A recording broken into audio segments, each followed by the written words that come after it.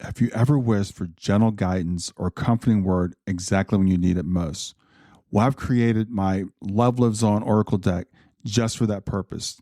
Now, this isn't a deck that's about predictions, it's about connection. Every card has been thoughtfully designed to guide you through life's toughest moments, to illuminate your path, and help to remind you that you're never alone, that your loved ones are always there right beside you. So, whether you're seeking clarity, comfort, or a loving message from beyond, each card is here to speak directly to your soul. And along with the deck comes a downloadable PDF guide that you can use that will give you an affirmation for the day, something to reflect on, and even an activity to do to keep you connected to your loved one. So check out the Love Lives On Oracle deck today. You can get it at stan.store/grief to growth. Stan.store, STAN.store/grief, numeral 2, growth. Close your eyes and imagine. What if the things in life that cause us the greatest pain, the things that bring us grief, are challenges? Challenges designed to help us grow, to ultimately become what we were always meant to be.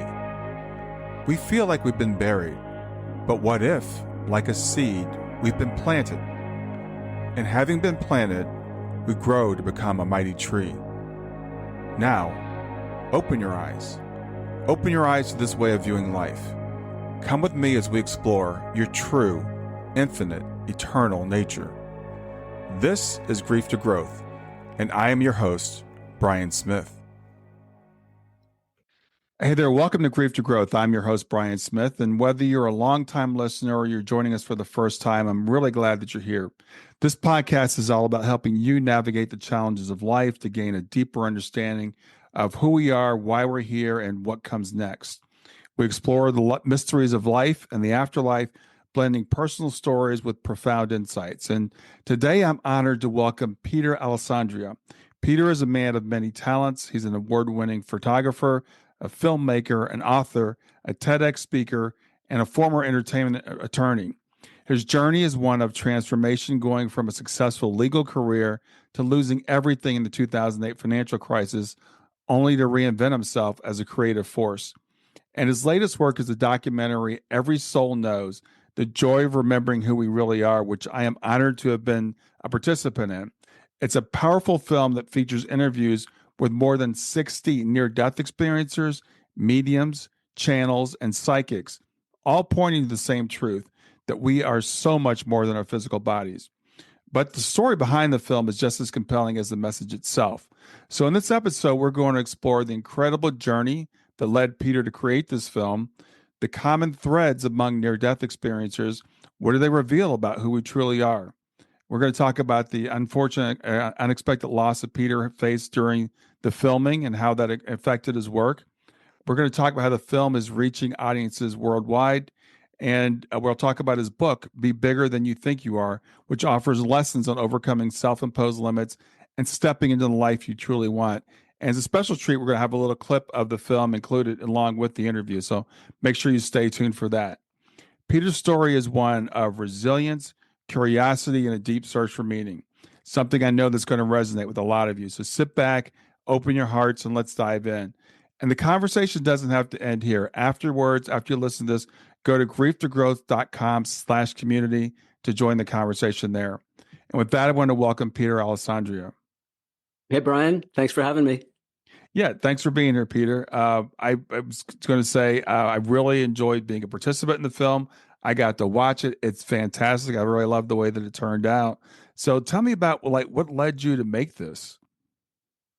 So, that's a good question. And I often ask myself that. I will say this, I've kind of been on a spiritual journey for like 30 years. I'm a seeker, like a lot of us, and, a lot of it was just to, questioning the bigger meaning of life and why we're here and all that. But a lot of it was just to alleviate some of the suffering in my life. I had a lot of challenges, beginning with, listen, I had a great childhood, great family. I'm grateful for all of that. And like everybody, I had my challenges and whatnot.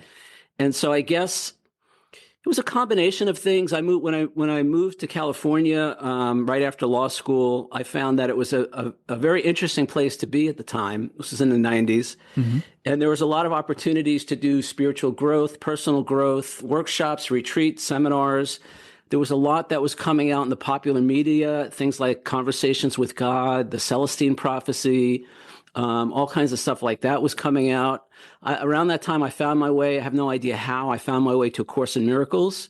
30 years later, I still study the Course. It's my main spiritual text. Um, Eventually, I got involved in some 12-step programs to clean up my life. And there's a huge spiritual component to that. And so I've just kind of been on this journey, this trajectory, where I just want to know, who are we and why are we here? And what can we do to make our lives better while we still think we're here? And we can talk more about that. That's the main point of the film, is to help people begin to see themselves in a new way. Yeah, I think that's I can resonate with all that. Now, and it sounds like you, like a lot of us, have reinvented yourself at least one time or more. So tell me about your journey through life, coming up to becoming a filmmaker. Yeah, so like I said, I grew up in the New York City area. I went to college in upstate New York, and I ended up going to law school and business school. So I have a law degree, I have an MBA, I have an undergraduate degree in economics. Um, I've never taken a photography class. I've never taken a filmmaking class. I never even took like an art appreciation class in college. Wow. I'm completely self-taught when it comes to being a creative person. And so I had this goal that I wanted to get into the entertainment business. I wanted to practice entertainment law. So literally after 4 years in Buffalo, New York, I bought a one-way plane ticket for Los Angeles, and I moved my whole life out there. I was in my 20s, so uh, it was exciting. There was never a second thought about it. And I eventually got into the film business as an attorney. And one of the cool perks of my job was that I got to go on the film sets while they were making the movies. Now, I grew up, as I said, on the East Coast. I had no exposure at all to the creative process. I didn't know how they made movies. I didn't know any of that stuff. And so I will never forget the first day I walked on a film set. First of all, it was just really cool because there was all the lights and the camera and the crew and everything that was going on.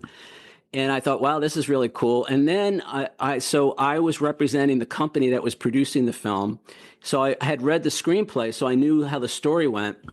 And it was one of the first days of filming, and they were shooting one of the last scenes in the movie. And I was like, I just assumed that they filmed the movie in the order that we watch it. But it has nothing to do with that. It's based on availability of the cast, availability of the locations, all of that. So it was just kind of interesting to me. And that was my introduction. This was the 1990s. So it was the rise of the independent film world. The Sundance Film Festival was becoming popular. And I was young, hanging out in Hollywood. I started meeting all these young filmmakers. And the other thing that happened at that time, Brian, which is a big deal, was a big deal then. It's not a big deal at all now. But it was also the time when digital video was first coming out. So now we think of nothing. We pick up our phone and we film something. But back then, it was still film for the most part. Right. So digital video opened up a whole new plethora of opportunities for people to express themselves in a filmic, creative way.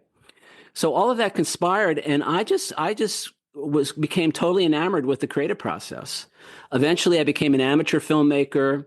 And then eventually I got into photography, but I was in my 30s. I mean, I didn't pick up a camera until I was 33, 34, something like that for the first time. And I became obsessed with it to the point where, I had my day job and everything I was doing, but my nights and weekends were spent learning how to light, how to, camera angles, focal lengths, camera equipment, how to record sound, all of that stuff. And it was thrilling for me. I loved it. So I became that amateur filmmaker, photographer. And then in 2008, I literally lost my law practice in a matter of months. It was gone. Mm. And at first it was really distressing. Now people remember the global financial crisis. It was a little bit like the pandemic and everything else that's been going on the last few years. But it was scary, but eventually I looked and I did whatever I could to try to resurrect my law practice. I was looking for clients. I was applying for jobs at law firms and stuff like that. And nothing was coming. So eventually I thought, well, maybe this is an opportunity. right? Maybe this is a chance for me to do something that I'm really passionate about. While I enjoyed the law, it was never my passion in life. And so eventually I looked at it as an opportunity and I said, I asked myself, if I could do anything with my life, what would it be? And the answer was always photography and filmmaking. So I thought, and you got to remember too, again, I've been reading books like Do What You Love and the Money Will Follow. And I was, law of attraction, visualization, all that stuff. And I thought, all right, maybe this is an opportunity. Maybe it's not a crisis. So I packed everything up. I decided to move back to the East Coast to be closer to my family. My parents were getting older. I don't have any kids of my own, but my sister started having kids. So I was constantly flying back for dance recitals and birthday parties and holidays and all that. And so I moved back to the East Coast. And for 2.5 years, Brian, nothing happened. I'd set up some websites. I was telling people that my family thought I was nuts. I've had practiced law for almost 20 years, and now I'm just going to give it all up to take pictures, But God bless them, they stuck by me, and but nothing was happening, and I had all kinds of excuses. At first I thought, well, it must be the economy, right? Because the economy was still trash after the global financial crisis. I thought, well, maybe it's not the economy. Maybe it's because I don't have an education, any kind of formal education in art or photography. At one point, Brian, I was even convinced it was because I didn't have the latest and greatest camera equipment. Mm-hmm. But eventually I realized the problem wasn't out there. The problem was in here, right? And it turns out I had a very negative self-image when it came to being a creative person. I was terrified to put myself out there because I was afraid of criticism, rejection, all of that stuff. It was a lot of unhealed baggage that I was carrying around that I wasn't aware of because it didn't really affect my life so much, at least as an attorney. But once I became a creative person and now I was putting my work out there or not putting my work out there for the world, it was really a problem. The blessing was eventually the money started to run out. I'd saved up a lot of money and I was burning through that. And so I had to, it was time to put up or shut up, and so I started doing all the things that I was afraid to do, basically. And it was everything from, so I had an idea for commercial photography business, as well as fine art photography business, along with some video production. And I started doing things like cold calls for my commercial photography business, calling, local. One of the things I was doing was portraits and headshots, executive portraits and headshots for, accounting firms, insurance people, medical practices, law firms. My tagline for the law firms was, I used to be a lawyer, now I shoot them. And so it was doing all the things that I was afraid to do. And I have to say, this was transformational for me, because what I realized was it wasn't anybody else's criticism of me that was the problem. In 2 years of cold calling, I never got hung up on once. People, they must have felt sorry for me because people were giving me the names of their friends to call if they weren't interested. People were so nice. But before, during, and after every call, I was beating myself up. Who do you think you are? Nobody's going to want to hire you. You don't know what you're doing. All that negative self-talk. That's what was creating the fear, and fear manifests as resistance. And so that's why I was stuck for so long. So I started to push through a lot of that, and I was doing things like affirmations, visualization, all the stuff I'd been studying for, at that point, probably 15 years. I also found an action partner. Somebody was also starting their own business, and we connected every day, and we had a plan, and we supported each other and all that. And Brian, in a couple of years, I went from somebody who never won an award for anything in my life to somebody who's won more than 75 awards for my photography. I went from somebody who was afraid to post photos on Facebook. I was literally afraid to post any of my photos on my work on social media to somebody whose photos have been published in newspapers and magazines around the world. I've been featured on the National Geographic website. Huffington Post did a piece on me. All the ABC TV, NBC TV New York, Fox TV New York, they all featured me. And literally millions of people have seen my work. The only thing that changed, all right, was how I saw myself. Mm-hmm. And I went from that self-image, that self-concept that says I'm not good enough, they're not going to like it, I don't have what it takes, I'm going to be rejected. And not only am I going to be rejected, but I'm not going to know how to handle that, so it's going to be painful. And it was all of that stuff that was conspiring to keep me stuck on the couch for almost 3 years, 2.5 years.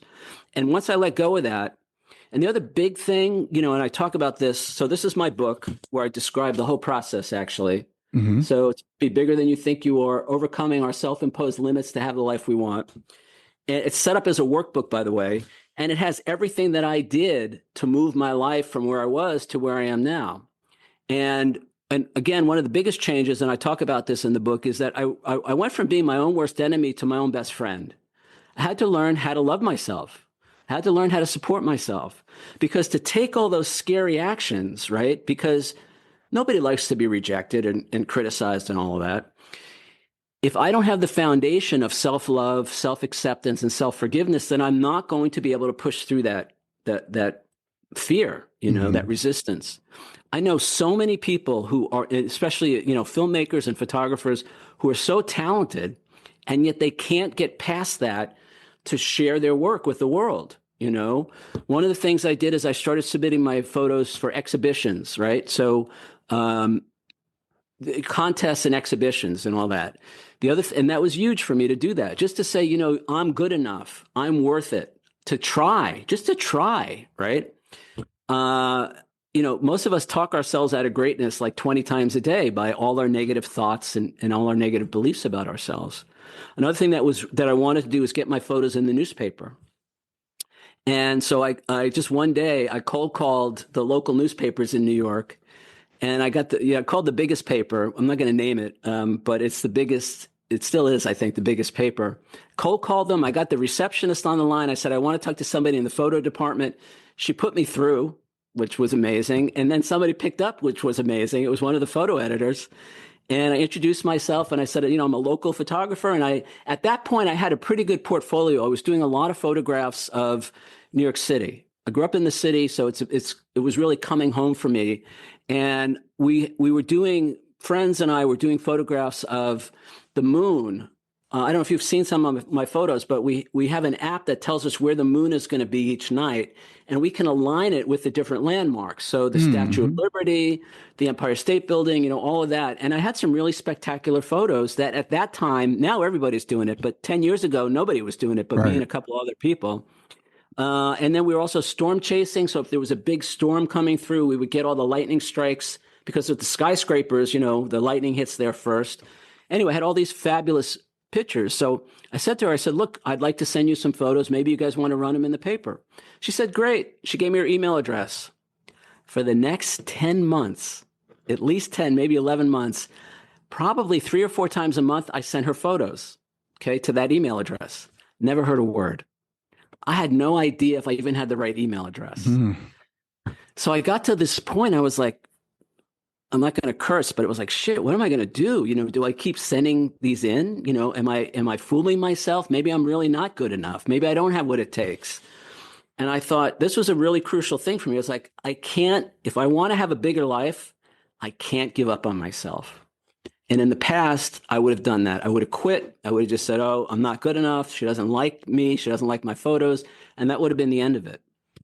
And it was a choice point. It was just a decision point. And I realized I can't do that. I don't want to be that person anymore. I'm not going to give up on myself. So I continued to send pictures. And within a couple of weeks, she calls, right, out of the blue. I didn't even know who it was. I didn't recognize. I thought it was like a spam call.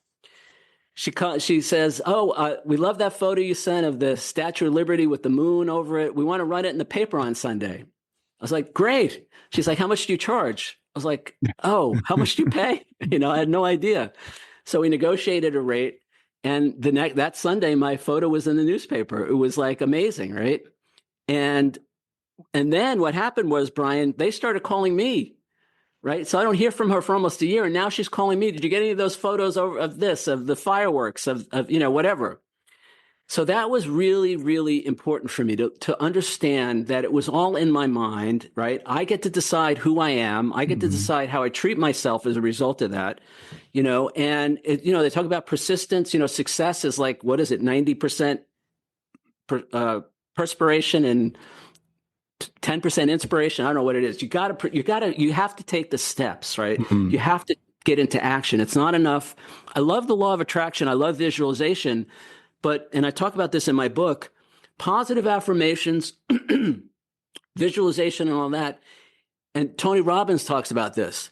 it changes our state. Okay, so we move from being in a state of inactivity to a state of activity.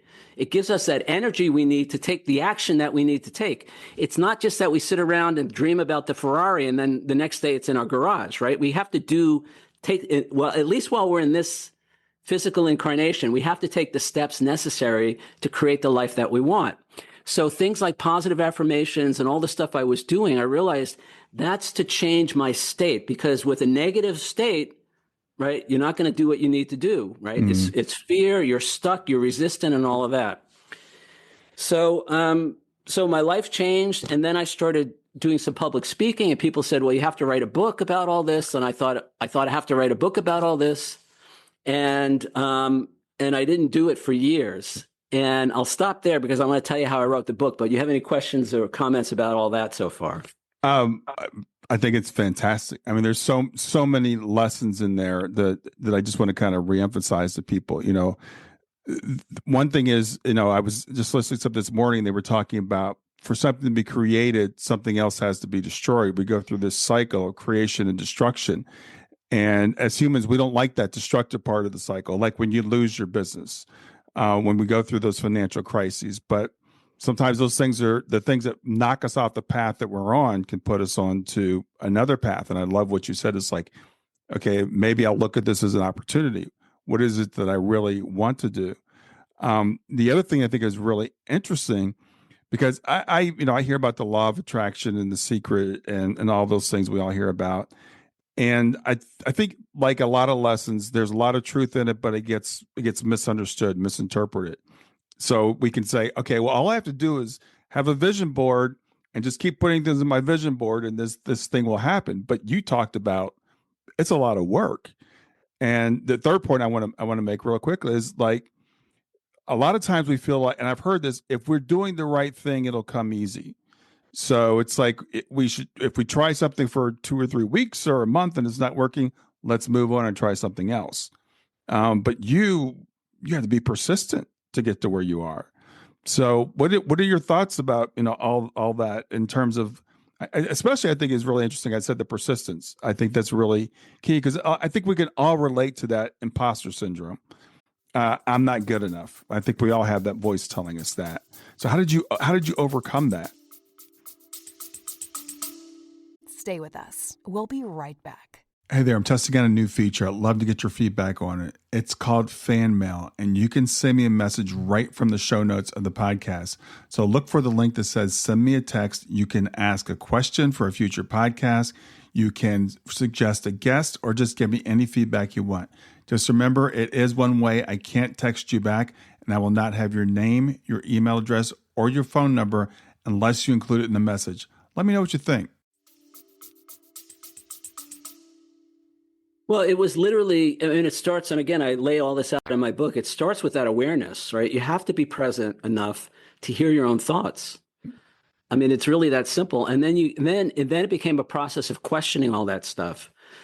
I'm not a psychologist, you know, but my best understanding is that when we receive negative messages, especially as a kid, we kind of internalize that. And a lot of it is so painful that it gets repressed. It gets pushed down into the subconscious, basically. But that becomes the subconscious program that runs our life, and we're not even aware of that's what's going on. It is literally like a computer program. So it starts with a lot of awareness. And one of the things that I realized was, you can't always catch yourself in the moment, what you're thinking. But if you come back to it later and say, and look at what happened and say, gee, so it's a very simple formula that I lay out in my book, but it's basically, thoughts lead to feelings. Thoughts and perceptions lead to feelings. Feelings lead to words and actions. And words and actions lead to the outcomes that we experience in life. So if I start with crappy thoughts, I'm going to have crappy feelings. If I have crappy feelings, I'm going to speak crappy words and take crappy actions. And if I speak crappy words and take crappy actions, guess what I'm going to get back from life? Yeah. Of course, the opposite is also true. So we have to bring some conscious intention to all of that. Again, a lot of it was just being nicer to myself, you know, just being kind to myself, being gentle with myself. You know, if I didn't get, and here's the thing. So I say, you know, I've won over 75 awards for my photography and all that. But for every one of those awards, there's been at least 10 failures, rejections, and disappointments. So being successful is not really learning how to be successful. It's learning how to deal with the disappointment. It's learning how to deal with the failure. If you can do that, then you can do anything. Because what would happen to me was in the past, I would be derailed by all of that. Take it personally. It became more evidence that I don't have what it takes. I'm not good enough. So it's being conscious, being aware, looking again, how must I see myself? And this is the basic premise of the book, and to a large extent, the premise of the film. The most important question we can ask ourselves is, who do you think you are? Who do I think I am? Who am I? This is a question that ancient, wisdom teaching has been telling us to ask forever. Who are you? And it's really important, because whoever we think we are is exactly who we're going to end up being in life. And if who we think we are, if that self-concept has been created by a subconscious program that we're not even aware is running, then we're not going to be able to redirect all that and change that. So it's a real commitment in the moment, and you could say, how must I have seen myself in that situation with my mom if I reacted the way I reacted, right? So instead of blaming her for how I feel, and this is chapter 2 in my book, I talk about taking responsibility as well as a definition of true power. And the basic premise is this: nobody makes us feel anything, right? However we're responding is about us. It's never about the other person. Now, people get all bent out of shape the minute I say that, and yes. I have to qualify that by saying we're not condoning somebody else's inappropriate behavior. This is not about saying what they did was okay, but it is about saying that I get to choose as a free will sovereign being how I'm going to respond to that. Mm-hmm. Okay, so I'm responsible for how I'm responding to that situation. Okay, you were going to say something?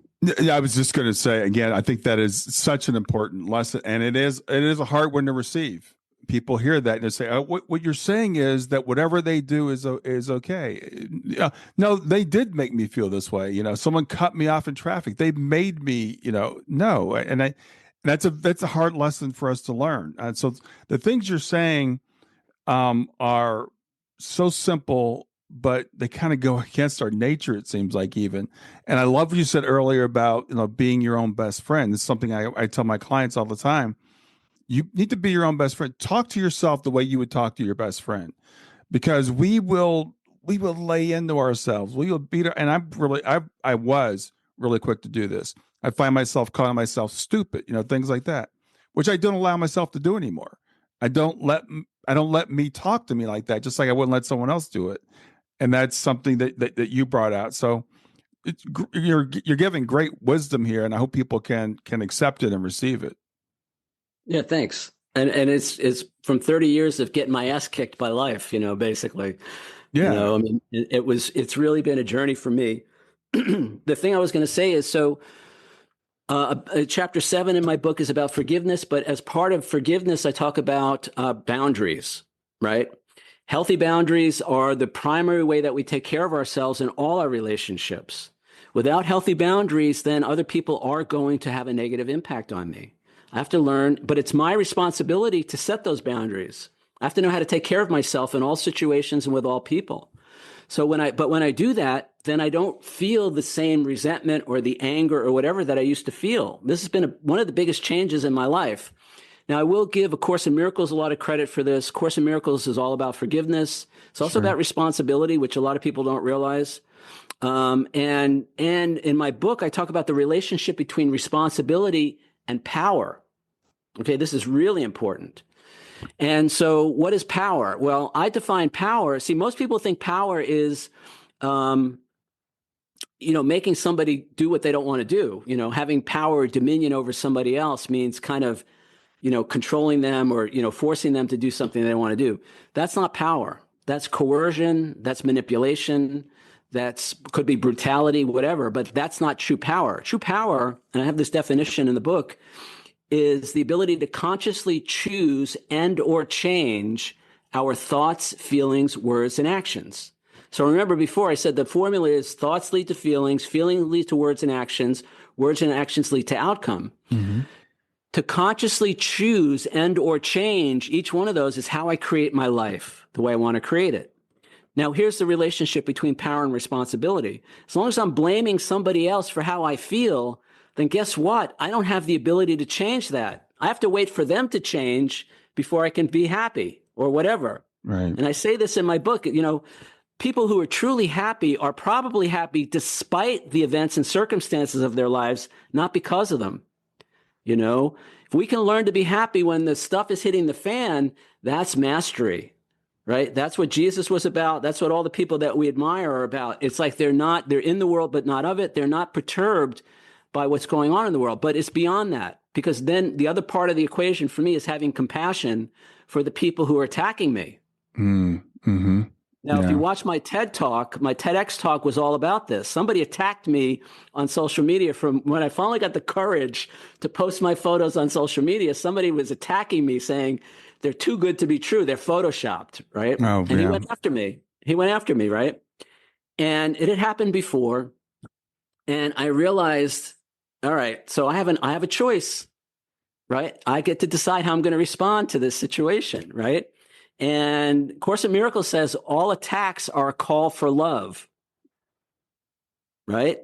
So I'm thinking, all right, I know how this goes. If I get into a pissing contest with this guy on Facebook and I try to prove to him, and I had this happen, because he wasn't the first guy, and I tried to prove to the other person that my photo was legit. I even had other people who sided with me, who didn't even know me, but they knew like the location that I was shooting from, photographing from, or the equipment I was using, mm-hmm. and the person still wouldn't get off their position that they were right, that I was a fraud or whatever, right? Right. So I realized I can't go down that road. I could block this guy. I could, do all that stuff. But I thought maybe there's something here. Maybe there's a lesson here for me, right? So I reached out to him, private message. All right, you can't do anything in public, because once once other people are watching, the ego gets totally entrenched in its position, right? So I private messaged him. I introduced myself. I said, "Look, I really appreciate you, commenting on the photo, and you seem really, adamant about your position." I said, I told him who I was, and it was a photo. I might be able to actually show you the photo. It's in the TED Talk. And I said, "I assure you, this photo is legit." And I explained to him how I took the photo. I told him who I was. I'm a professional photographer for 15 years. I travel the world doing this, whatever. Mm-hmm. And I explained to him how I took the photo.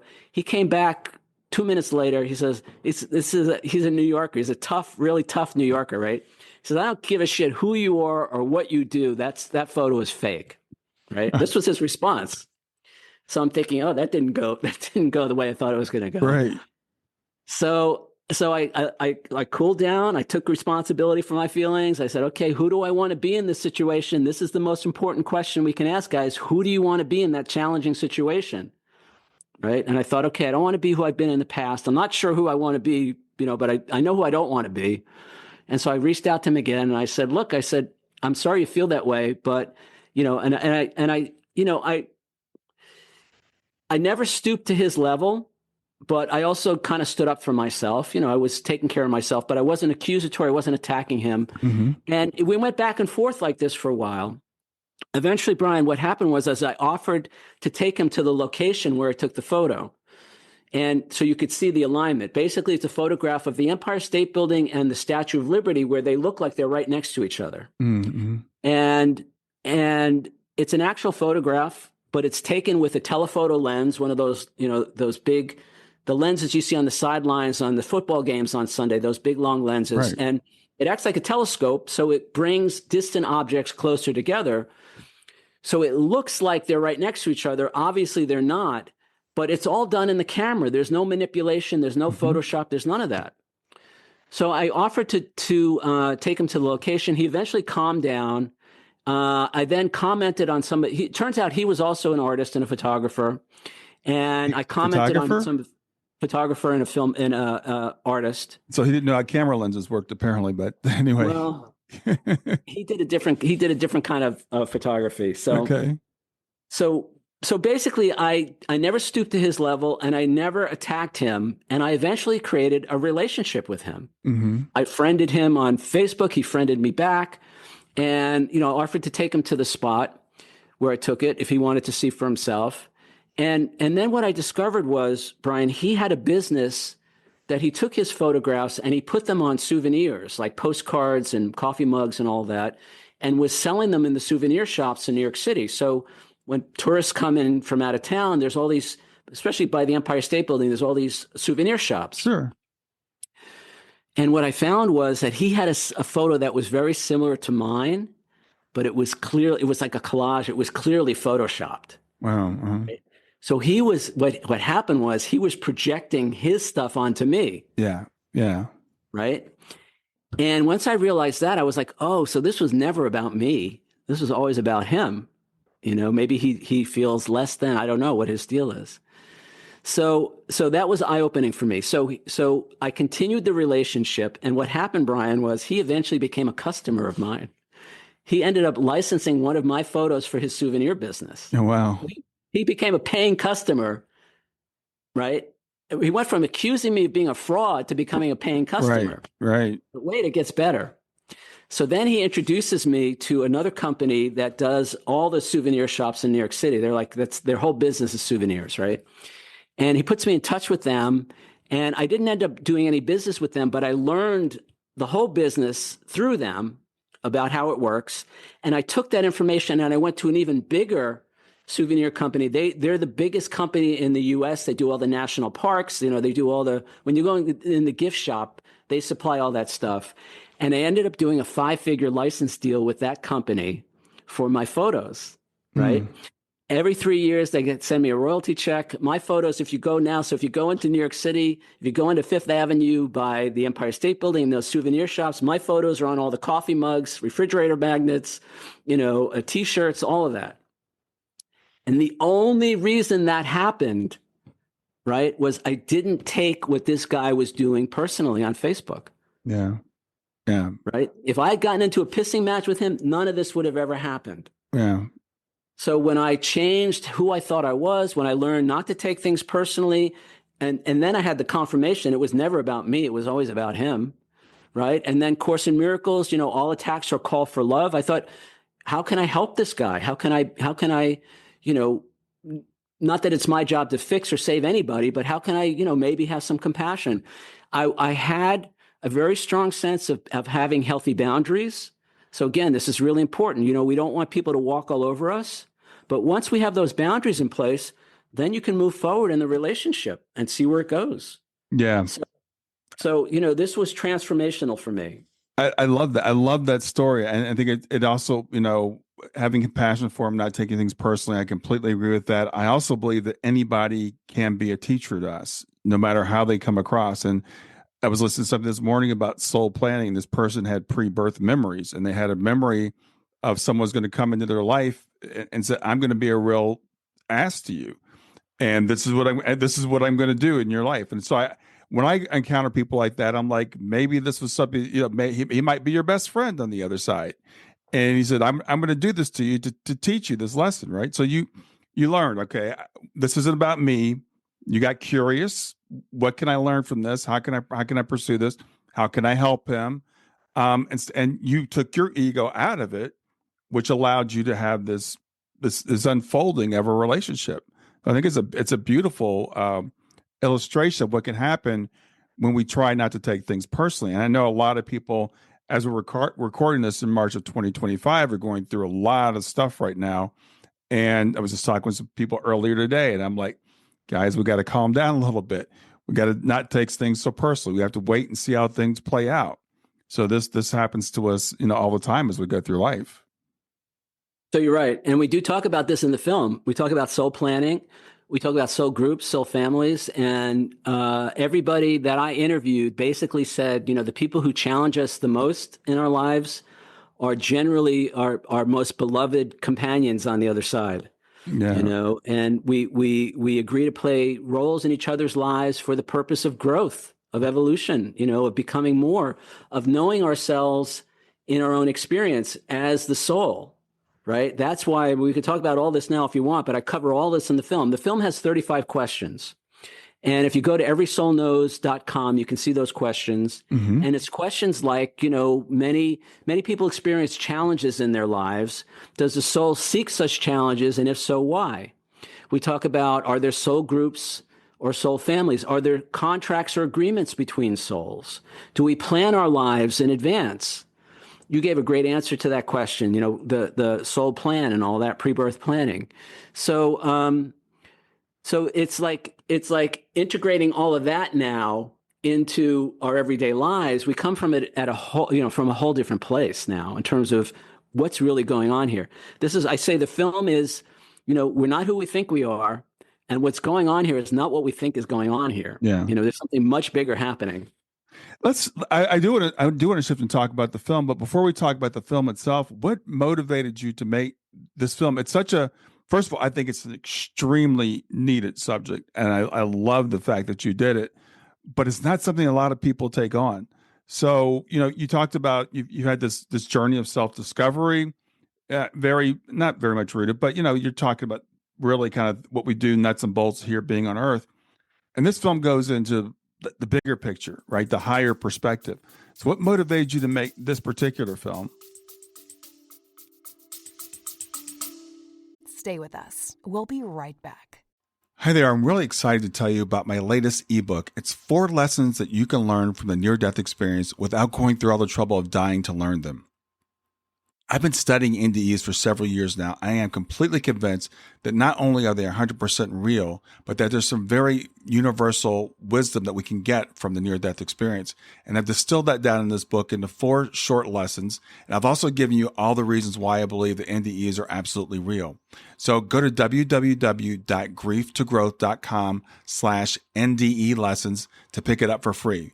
www.growth.com/NDE lessons. I hope you enjoy it.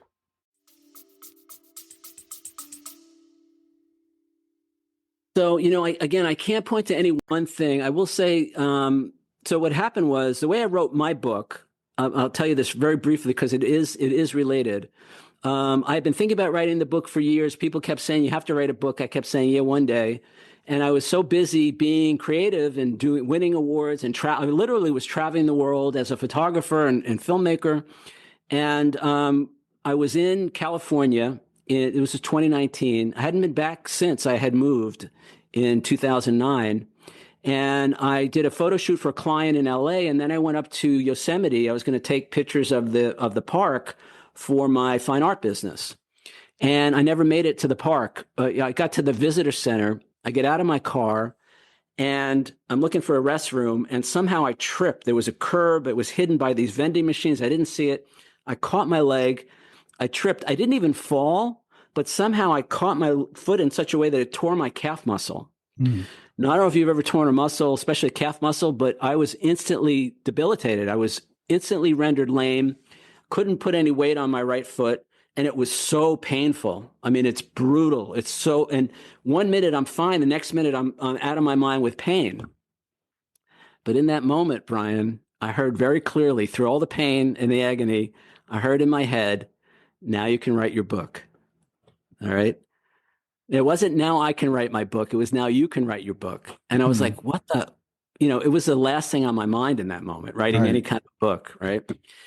But they needed to get my attention, and this was the way to do it. And that night, somehow I made it to the hotel. I knew what the injury was, so I didn't go to the hospital. I knew because I had actually had the same injury about 5 years earlier in the other leg. I knew exactly what was going on, and I was in the middle of nowhere. I was alone. I wasn't going to go sit in an emergency room for 6 hours. Somehow, I managed to get a pair of crutches, and I had the hotel was booked for the week. I had just stocked up on groceries, so I made it to the hotel, set up, and that night, I started writing the book, and I didn't stop until it was finished almost 9 months later. Wow. And the reason I'm telling you all that is so this is February 2019. Now we're going into 2020, and I'm just getting back on my feet, literally, and the pandemic hits. So now we're home again, right? Got a lot of time on our hands, and I read a book, a novel by William Buhlman. Now, William, He's a big out-of-body guy. He's been having out-of-body experiences for 40 years. He was affiliated with the Monroe Institute, Robert Monroe's Institute. Robert Monroe wrote all these great books about out-of-body experiences. And he wrote a novel. So William writes this novel called Adventures in the Afterlife. And I knew a little bit about near-death experiences and all of that, but I hadn't really investigated any of it. I read that book, and while it was written as a novel, all of it was based on his actual experiences out of the body. And it was fascinating to me. He talked about a lot of the stuff that we hear NDEers talk about, very compelling. Eventually, I reached out to him. I just said, this has to be made into a film. Long story short, as we went back and forth, and I eventually optioned the book, the novel, and I started writing a screenplay. Once I finished my book, I knew I had to finish my book. Once I finished it, I started working on a screenplay for this novel. And that's when I started doing research by going, and now we're home because of the pandemic. So I'm watching all these YouTube videos with NDEers. That's when I discovered your podcast. Your podcast was one of the first that I found that really helped me on my way. I met Frankie Key after watching your. Yeah. Frankie's awesome. Yeah, Frankie's great. We became fast friends, a bunch of people, I think, through your podcast. So it's an honor to be here. And thank you for all that you've done for the last, how many years have you been doing this? At least 5 years, right? 5 or 6, yeah, something like that. Yeah. Yeah. So I started doing this research. I started watching all these NDE videos, and I just started reaching out to people that I was interviews that I was watching, like Frankie and other people. So, Christian Sundberg, I watched his interview, and I reached out to him, and I said, let's do a Zoom. I just want to pick your brain. I'm working on this book he knew William Buhlman, and that was kind of my way in with him. I said, I want to pick your brain, whatever. Mm-hmm. The morning of his Zoom call with him, I'm making breakfast, and the toast is, I'm waiting for the toast to pop. This literally happens. The toast pops out of the toaster, and this idea pops into my head. You have to make a documentary film about all this. And you got to do it. You have to do it. It can't be webcams, right? You have to have people in the same room and do a high-end production. So I was like, oh, all right. And I talked to Christian a couple hours later. We had a great conversation, and I said, "Look, would you be interested in me interviewing you for this? I'm going to do a documentary about all this." An hour earlier, I didn't know that's why I was reaching out to him. And he's like, "Yeah." The only problem was he wasn't traveling, so if I wanted to interview him, I had to go to Erie, Pennsylvania. Right. There's a whole story in that, but I eventually made it there, and I just started reaching out to people. I started locally.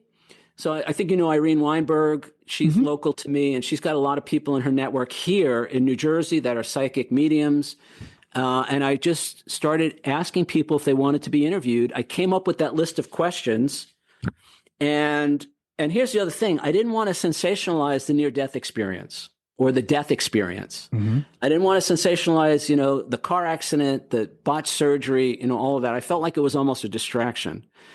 So my idea was not to have people tell stories for the film. My idea was to get these questions answered, because I thought these are the questions that everybody has. Yeah.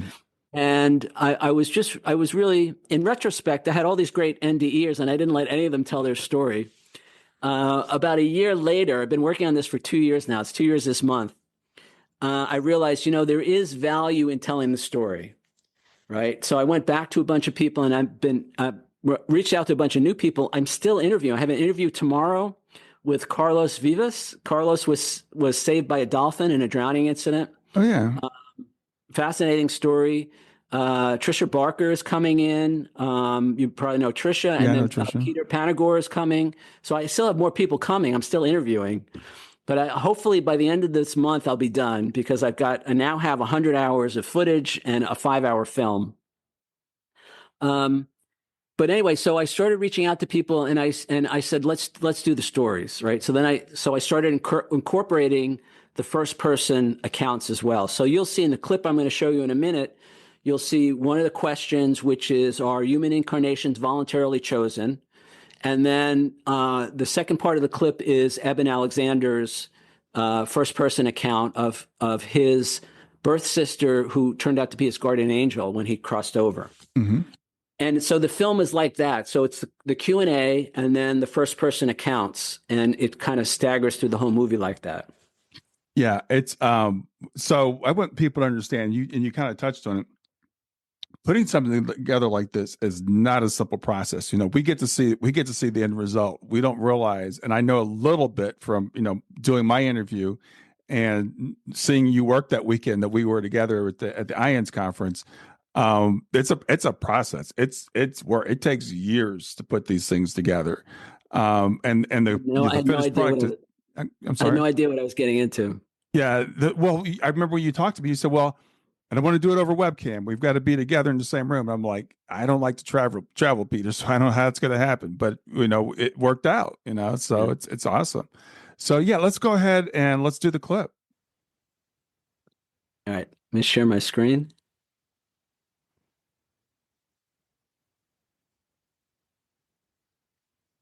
I make sure the sound is still enabled. Okay.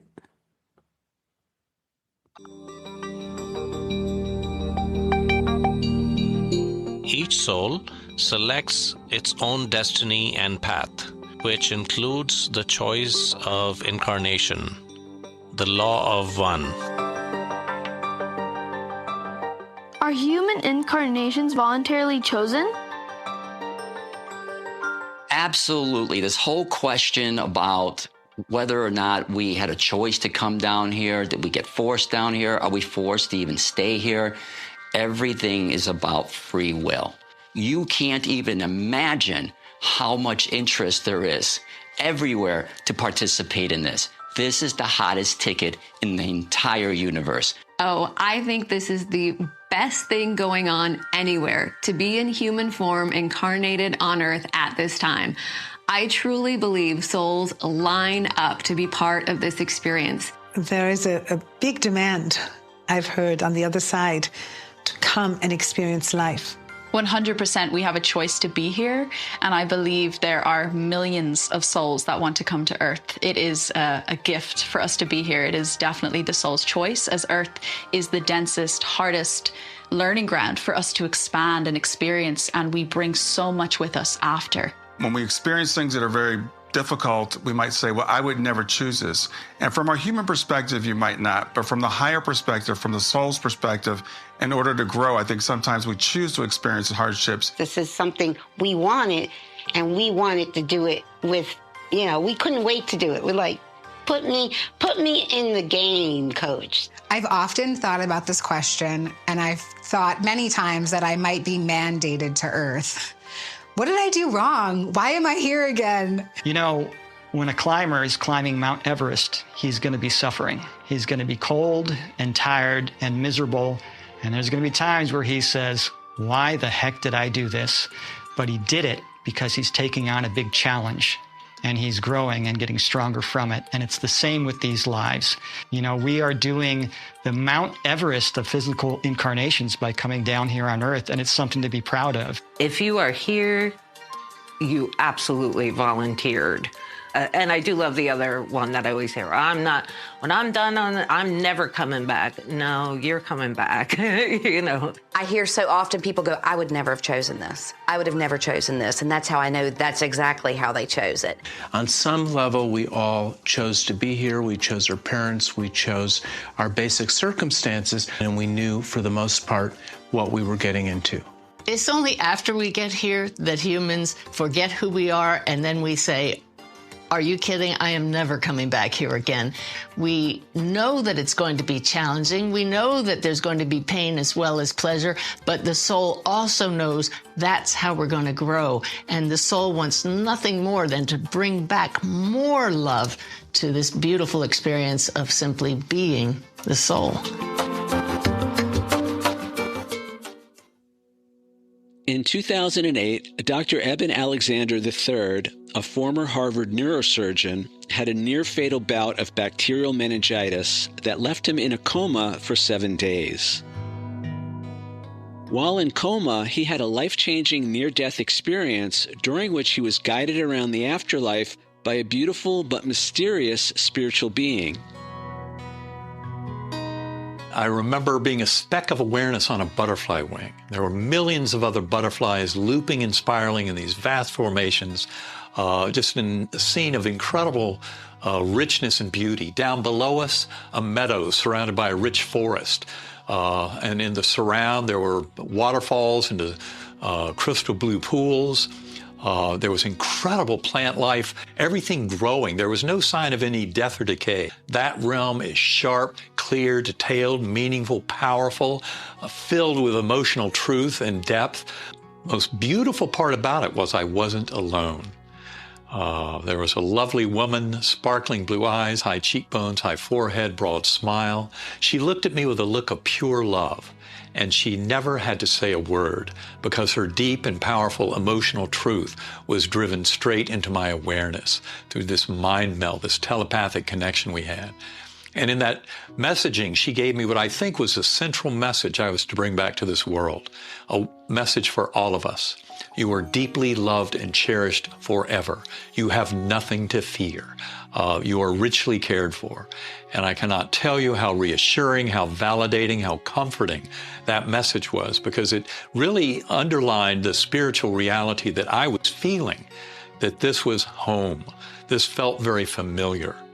When I tell this story, I mean, chills run up and down my spine. It's an incredible sense of love and connection, overflowing with this unconditional love of the divine, that feeling of that God force that is so reassuring to all near-death experiences across all cultures, that helps them to realize they are much more than a physical being in a physical body, limited by birth to death. And so when I came back from all this, in looking back on it all, I reflected on the great power of that beautiful spiritual guide, that guardian angel on the butterfly wing, who was so important to me. Now, it turns out that in my reading, I'd never really paid much attention to the near-death experience literature because I thought it was all hallucinations of the dying brain, playing tricks, who cares? And now that I'd had my own experience, I realized it was far, far more than that. What they said was the guardian angel, that spiritual guide, is someone very important to you in your life. And yet I knew I had never met her in my 54 years of life before my coma. Turns out I was adopted. Of course, that was knowledge to me from my earliest age. That adoption abandonment wound plays a huge part in my story overall. But in that kind of situation, this beautiful guardian angel, with this message of love that I connected me so much with the universe. I didn't know who she was. And it was through reuniting with my birth family, which only happened 1 year before my coma, that I met them. 4 months after my coma, my birth sister, Kathy, promised to send me a picture of Betsy, the birth sister who had passed from this world in 1998, 2 years before I even found out about her existence. And when Kathy sent me that picture and it arrived in the mail and just brought me to tears, just this incredible sense of loss of this beautiful birth sister who I never knew. And that's why when I was next day was reading a book by Elizabeth Kubler-Ross, Life After Death, page 28, I'll never forget it. This young girl who had a profound near-death experience was welcomed to heaven by her brother. But when she came back to this world, was explaining it all to her father and said, "I don't understand. I don't have a brother." And he told her, "Well, you did, but he died 3 months before you were born, so we never told you about his existence." And that's when I looked up at that picture on the dresser that had just arrived the day before that had sent me into such an emotional tailspin. And I looked at it and it was like Betsy's looking at me. "Do you finally get it?" "Yes, Betsy, I finally get it." To connect the dots and recognize my beautiful birth sister as the guardian angel on the butterfly wing was an incredibly revealing moment in my life.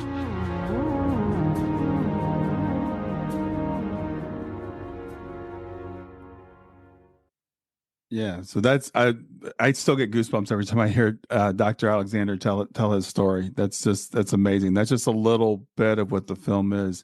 And I want to say to people that are listening that aren't able to see the visuals, the film is also visually beautiful. My wife and I watched it watched it together, and the graphics and the music and everything is awesome. It's really well done. Well, thank you. Let me give a shout out to the composer. So Joey O'Connor, he's 20 years old. He lives in Wisconsin. He's still in music school. He has been doing all the original music for this. He's amazing. And then I did hire some designers for some of the backgrounds. The mandalas I did myself. So I created the rotating mandalas and all of that in the backgrounds. It's been a journey for me, and it's been a great opportunity for me to express my creativity, in ways that I didn't even know I had, and so it's been a great a creative outlet for me. Huge amount of work, but great outlet. Yeah. So I have to ask you, how do you know as a filmmaker, how do you know when the film is done? I mean, you said you shot 100 hours now, and so how do you know when you're done? Well, I could go on. I mean, I love this process. And Brian, the best part has been meeting you guys in person and spending time with you guys. People, about half the people came to my location here in New Jersey. And my deal was, doing this tomorrow with Carlos, my deal was, if you fly into Newark Airport, not JFK, but Newark, I'll pick you up at the airport. I'll bring you to the location. We'll do the interview. If we have time, I'll take you out for dinner. If not, I'll take you back to the airport the same day, so you don't have to stay overnight. And some of the best times were in the car, on the way between the airport, hanging out with people, just getting to know them. Every one of you guys just touched me in really, really powerful ways, and it's exactly, we haven't talked about this yet, but in April of 2023, I lost my younger brother. I'm sorry. Completely unexpected. And I had started on the film, a couple of months earlier, and it was devastating. I mean, it was really the most difficult experience of my life, for my family, completely unexpected. I hadn't seen him in a couple of years, and I went to visit him, spent a week with him, and then I came back to New Jersey. He was living in Florida at the time, came back to New Jersey, and 2 weeks later, he passed. And it was really... So I can see how this was all part of our soul's plan together now, looking back on it. But what happened was I really had to decide how much I believe this stuff, Brian. Right. I really had to, if it forced my hand, because up until that point, I was like, I want to believe, right? And I think I believe, and it seems like that's the truth, like it's got to be more than what we think it is. But it wasn't until he passed. And for almost 3 months, I was out of commission. I mean, I was so distraught. I was so much grief. And here's something I'll say to your audience. Intellectually, I had this understanding that life is eternal. There is no death, that, he's just a frequency away. He's probably with me right now. But man, none of that mattered in that moment. It was just the pain, the grief. I also had some regrets. He was my younger brother, and I wondered, was I the big brother that I could have been for him? And all of that. And for almost 3 months, I couldn't do much of anything. And I thought about giving up on, because I really started to question everything, and I was going to just give up on the film and everything else. And at a certain point, I came back and I started watching some of the interviews that I hadn't edited yet. And slowly, it kind of brought me out, the film and you guys brought me out of that. It brought me out of that grief, and I was able to turn a corner finally. And then now all of a sudden the film really had important meaning for me personally. And it's funny, I laugh about it a little bit now because my brother was a very hardcore New Yorker, and when I was visiting him before he passed, I was in the living room and I was watching on my tablet. I was watching probably one of your podcasts, and he overheard it. And he said, "Turn that shit off. You don't really believe that stuff, do you?" He was a non-believer in the afterlife. He was very, very not oriented that way. So now the film is dedicated to him, and he's become a part of this process. I talk about him in every podcast now that I do. And I was actually with a medium when my sister called me to tell me that he had passed. And my phone I was ignoring my phone, and the medium said, "You should really answer your phone." And he has since come through many times now, because half the people I've interviewed for the film are mediums. Right. They're like, there's somebody here. His name starts with a J. Does that ring a bell? I'm like, oh yeah, that's my brother John. He's here again. So he's part of this now. I'm sure he's a believer because he's living it. Yeah. And it's really been transformational for me. Now, the last person on my list is my mom. So I love my mom. We have a great relationship now. We didn't always, but we have a great relationship. And she said to me recently, she said, Peter, I'm so proud of you. You're doing such a great job. The film looks amazing. I love how passionate you are about this. But you have to understand, I think this is all a big fairy tale. Right? So there's another non-believer in the family, right? So it's been a real process for me to not try to convince her, not try to change her mind.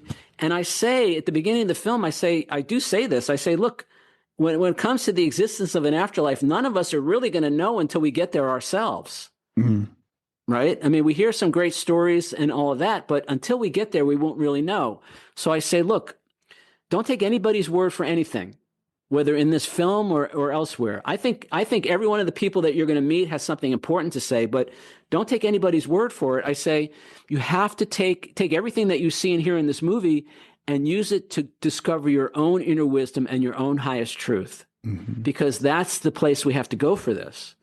And as you know, I stopped the film 3 times and we do a guided meditation, right? I say, you've heard what everybody else has to say about this. Now, what's your truth?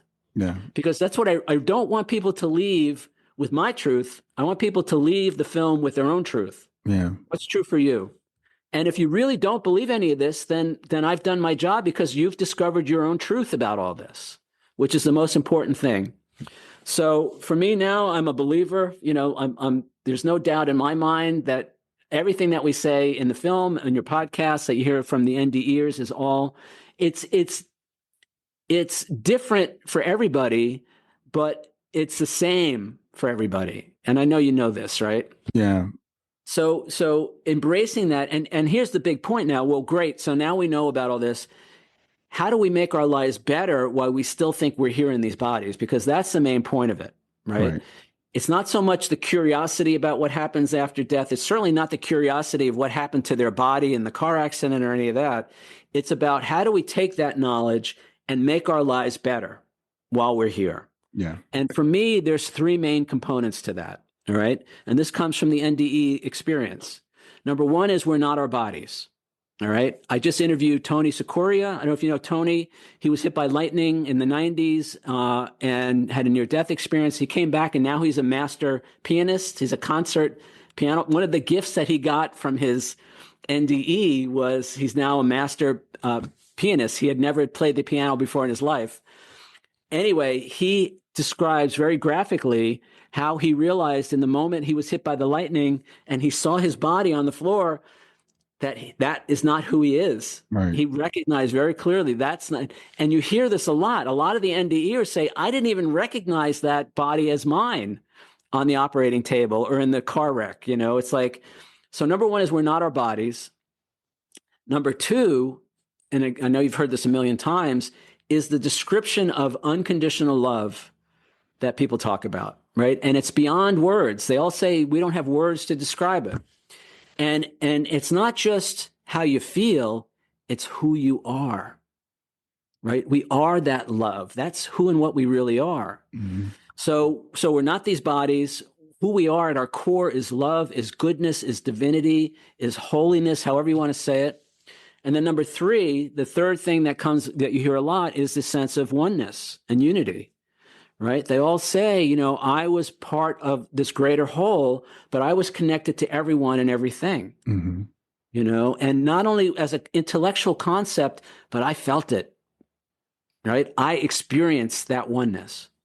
So these 3 things, my personal take on this is, you know, if we can implement those 3 things in our lives while we still think we're here, it could change everything, right? So if I'm not my body, what does that mean? It means I'm a soul. It means I'm something much greater. So I don't have to spend so much time trying to protect the body or do all this other stuff. Now, I'm going to say up front, this is not about being reckless. This is not about ignoring your body. It's not about any of that. But it's recognizing that you're more than that. Right? So it gives us a little room. And the other thing is everybody else is more than that as well. Right. Right. Number two, many of us, Course in Miracles says, you think you are the home of evil, darkness, and sin. Most of us feel so unworthy. We think we're sinners. We think we're bad, and not in a Michael Jackson kind of way. And it's all this negative. This is what we were talking about earlier, the negative self-image, how that holds us back in life. What if that's not who we really are? In fact, what if that's just something that our mind made up based on what we're told when we come into this incarnation by other people who themselves believe the same thing? What if that's all wrong? And number three is, what if we really are all leaves on the same tree, fingers on the same hand? We truly are connected to something greater. We're part of a unified whole. Mm-hmm. That means that what I do for you, I'm really doing for myself if we're connected. Yeah. And by the way, what I don't do for you, I don't do for myself. So beginning to bring these understandings into our physical existence and begin that shift, that transformation. And I think that's what the awakening is about. Everybody's talking about the move from the third dimension to the fifth dimension. There's all kinds of channeled stuff coming in now from the Galactic Federation and all these other places. The message is very simple. You're not who you think you are. Right. And there's something much bigger going on. Start living. And so I set up another website. It's called itsTimeToRemember.org. It's a nonprofit website. And it has 7 of the core messages from the film on that website. Mm-hmm. And I'm not taking donations. There's no subscriptions. There's nothing. The only thing is, if you resonate with those 7 core messages, 3 of them are what we just talked about, find a way to share them. Everybody says, well, what can one person do? You can share the truth as you understand it. You can be a force for a positive outlook on our current situation, which honestly is a friggin' mess, in the world and in this country and all of that. Mm-hmm. Bring something positive to that with the understanding that it's not about that. It's not about what's going on in Washington or in the Kremlin or whatever. There's something much bigger going on here. And you came.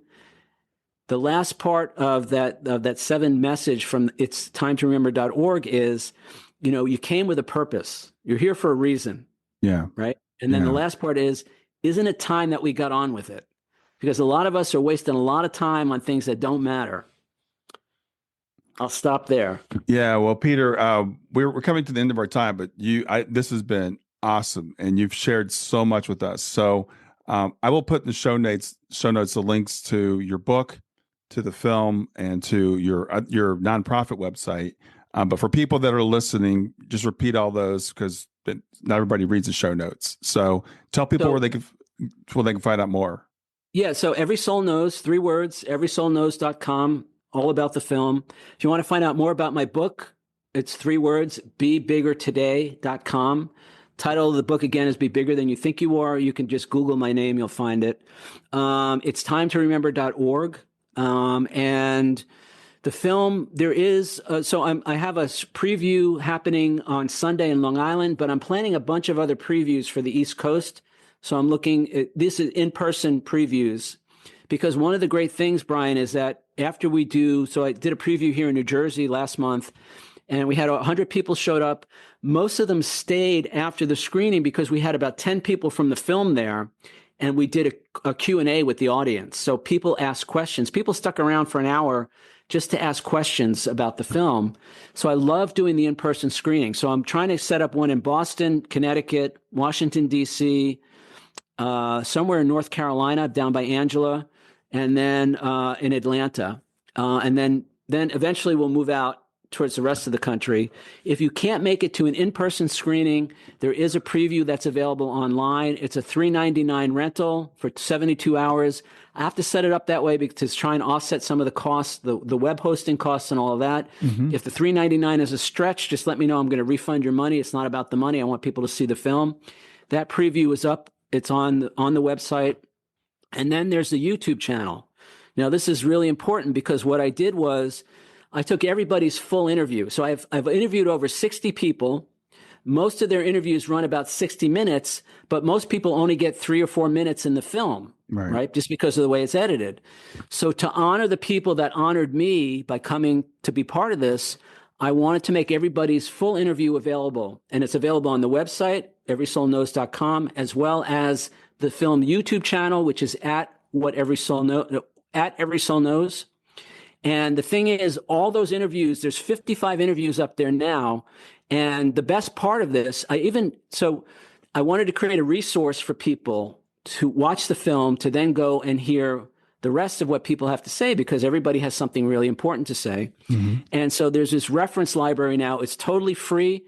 I even cut out the mid-roll ads on the interview so you can watch from beginning to end without interruption. And that was my way of giving back to the community. I want people to have a resource.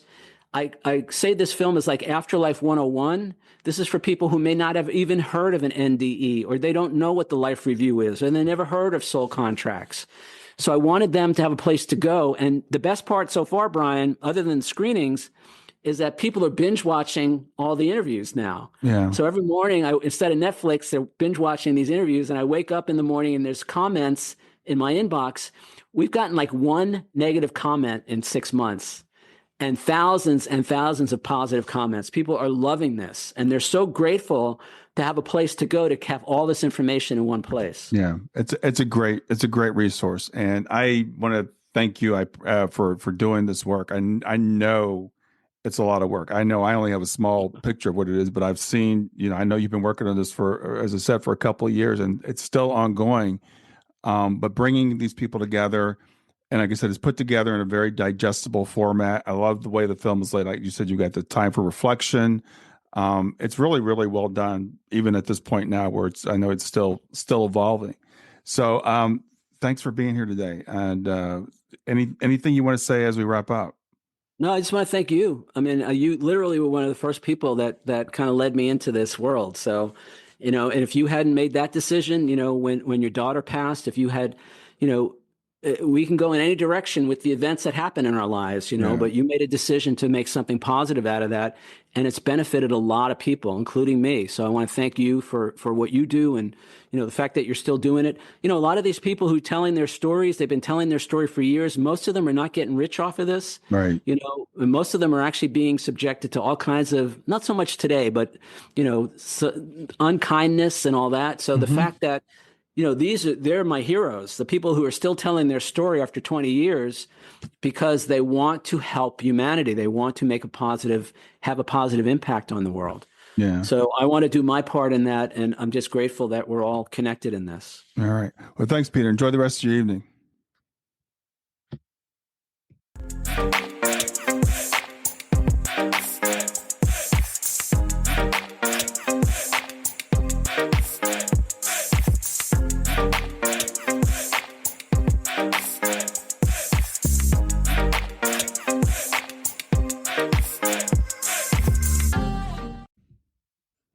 Hey there, if you liked this episode, come on over and talk about it. Let me know what you liked. If you didn't like this episode, come on over and talk about it. Let me know what you didn't like.